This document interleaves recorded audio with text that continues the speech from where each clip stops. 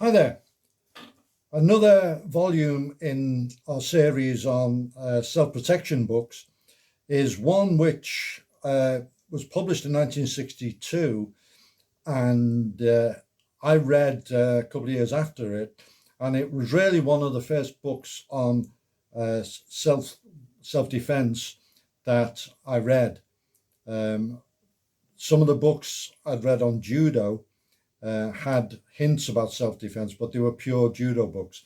This one was based on judo, but went into the self-defense realm. And it's this book, Self-Defense Complete by Pat Butler.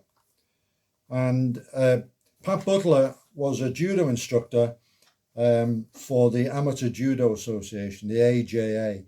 At the time, there were three big associations: the AJA, the BKC, BJC, British Judo Council, which the club I was in was affiliated to, and the big one, the BJA, British Judo Association, which I think has taken over from them all now. But back then, there were different organizations, and they were all teaching judo. The book contains a lot of advice. One of the bits of advice on learning self-defense, or what we now call self-protection. Quite often I'm told by pupils, it's no good, it doesn't work against my big brother. This and similar statements only mean that the pupil who's tried out the movement did it incorrectly, or alternatively, the person on whom he practiced was fully prepared for the action that was taken. So he goes further on that, but it's a very, very important point, particularly when you're first learning. You know, if you say, you know, grab my wrist or something like this, the person is prepared for it, for your counteractions. Whereas in a spontaneous situation, it's not quite the same.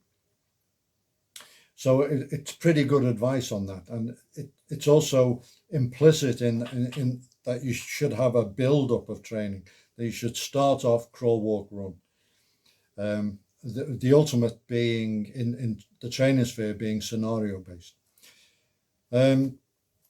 It's mainly based on judo. There's pretty good material on chokes and strangles, and he differentiates between the two. A choke cuts off the air, it's attacking the trachea, and a strangle cuts off the blood supply. This was a big thing in judo, and our language doesn't really reflect that, but it's quite important. What we call the kind of commonly a chokehold or whatever is usually a strangle. We teach the carotid restraint, for example, and it's a very, very useful level of force, and it's non-injurious if you know how to do it. So the book, I think it might have been one of the first to really emphasize neck attacks in self-defense. His striking system is kind of based on the strikes from judo, atemi, which just means striking the body in Japanese. The problem with that is they are based on pinpoint strikes to vulnerable points, rather than the combative method, which is to develop shock impact, where it doesn't really matter where you hit the guy, you're hitting with so much shock impact. But for its time, there wasn't, karate hadn't really been introduced, ways of dynamically moving the body and so on. So that was the kind of state of the art for the strikes and so on. Then he talks about different systems. He does talk about karate. I don't know how much exposure he'd had to it. Also aikido, boxing, things like that. And then he talks about use of weapons, and the stick system that he illustrates is Fairbairn's stick system.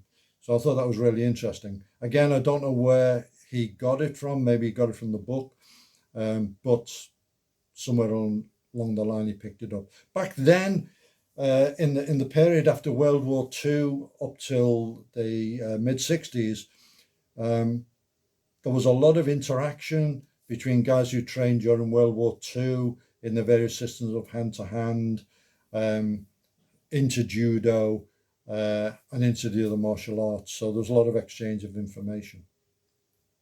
Uh, the book, I have a soft spot for this book. I think it was an important book in its time. Um, to be frank, some of the other books we reviewed uh, are much more relevant to us now, but it's a good to look back sometimes and see how it was back then.